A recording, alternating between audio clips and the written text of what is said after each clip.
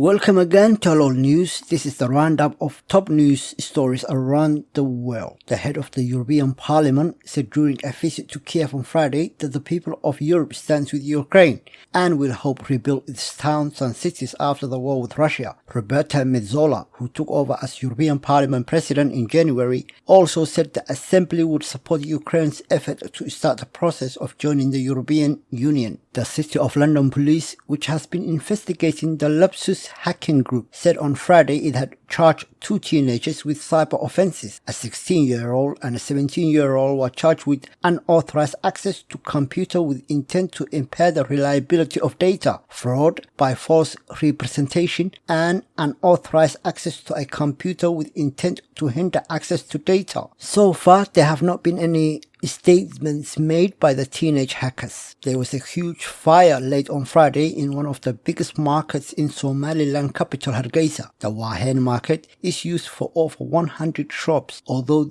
it's not yet clear what caused the fire, it took hours for firefighters to bring it under control. The President, Musa Bihi Abdi, and presidential candidate Abdurrahman Ero were both in attendance to show their support for the firefighters and the shop owners. Although there were fires in Hargeisa markets before, this is believed to be the biggest and has caused losses for property thought worth well over the $1 million mark. Since Russia invaded Ukraine, Taiwan's security has been on the lips of policymakers and analysts the world over. Amid predictions, China could one day follow Moscow's lead and attempt to take over the island nation. Both Taiwan and Ukraine are young democracies whose national identity and political independence face the threat of aggression from neighboring superpower. Taiwan, however, has a little discussed secret weapon that Ukraine did not have, a dominance in manufacturing semiconductors that some analysts say could prove crucial in deterring